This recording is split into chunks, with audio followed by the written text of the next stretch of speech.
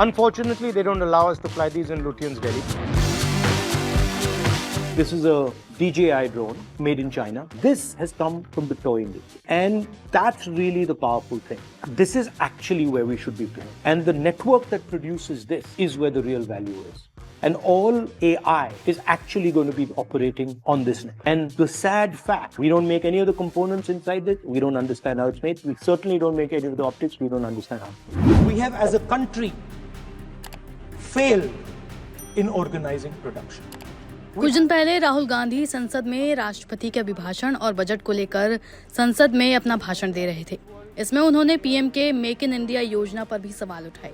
उन्होंने कहा था कि प्रधानमंत्री ने मेक इन इंडिया कार्यक्रम का प्रस्ताव रखा। मुझे लगता है कि ये एक अच्छा आइडिया है। मैंने ये नहीं कहा कि प्रधानमंत्री ने कोशिश नहीं की, लेकिन वो असफल रहे। उन्होंने मेक इन इंडिया का जिक्र करते हुए अपना फोन दिखाया और कहा कि भले ही हम ये कहें कि ये भारत में बना है, लेकिन इसके पार्ट्स चीन से आए हैं। ये सिर्फ यहाँ असेंबल किया गया है। उन्होंने कहा कि हमने कंजप्शन पर फोकस किया, असमानता बढ़ी। उन्होंने कहा कि दुनिया पूरी तरह बदल रही है। हम पेट्रोलियम से बैटरी और परमाणु ऊर्जा की तरफ बढ़ रहे हैं। हर चीज बदल रही है।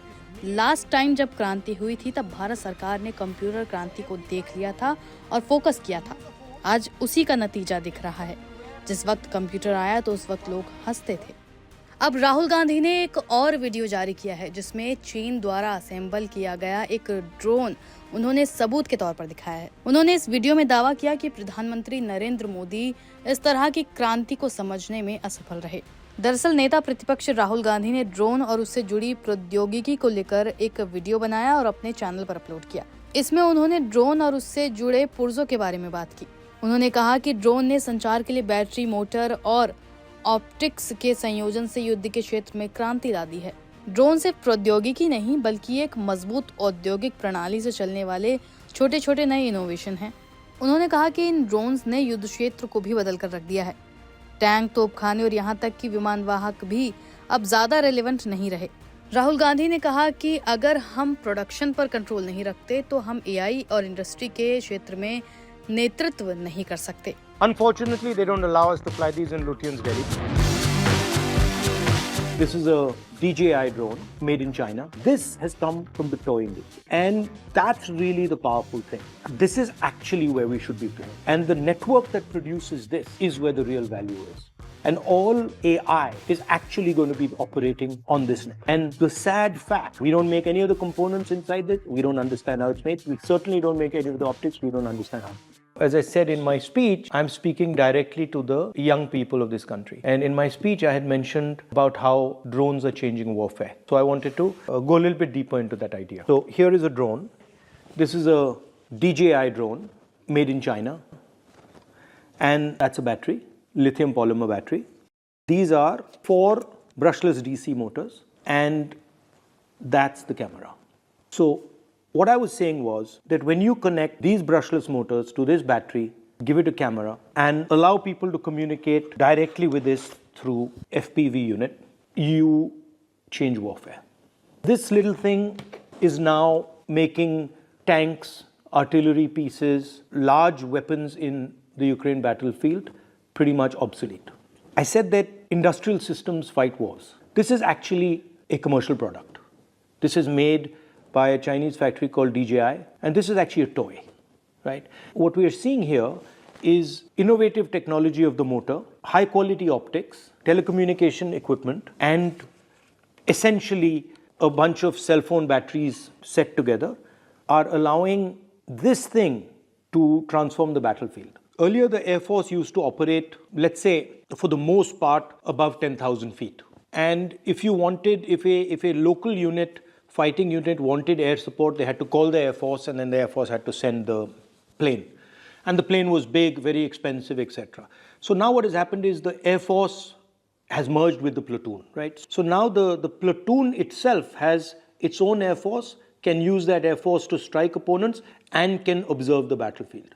So what has happened is the Air Force has suddenly come all the way to the ground level, and it's built a completely different reconnaissance concept at a much lower level, which means that the battlefield has become much more transparent.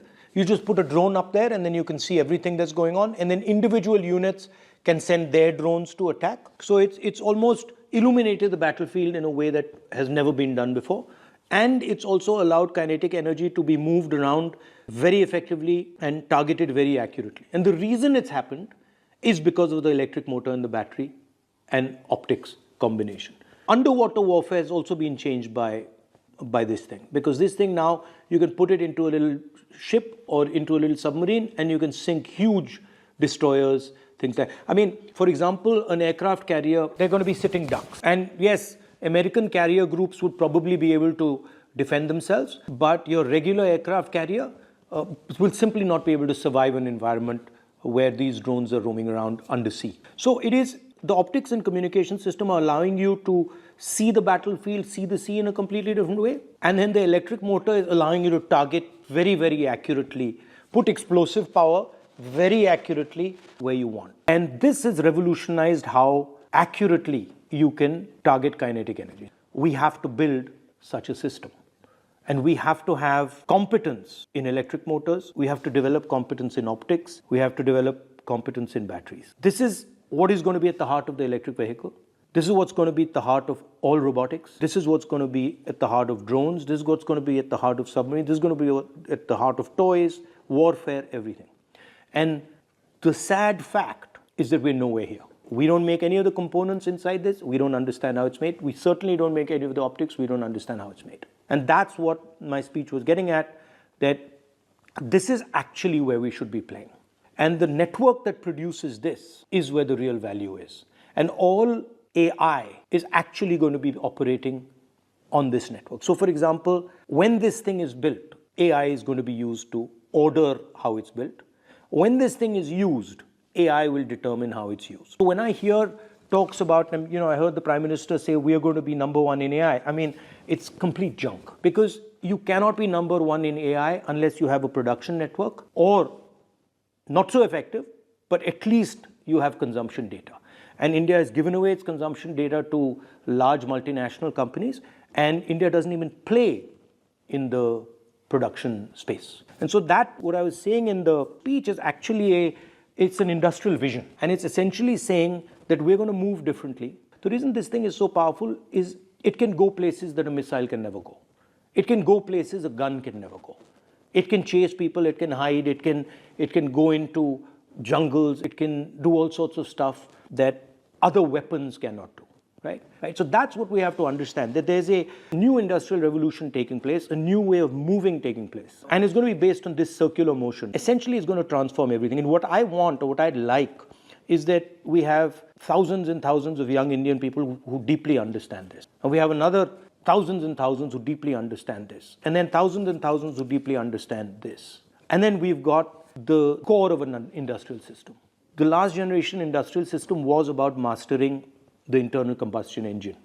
And the tragedy right now is that we're talking about all sorts of stuff, but we're not talking about this. And this is, I want Indian imagination to fly like this thing does.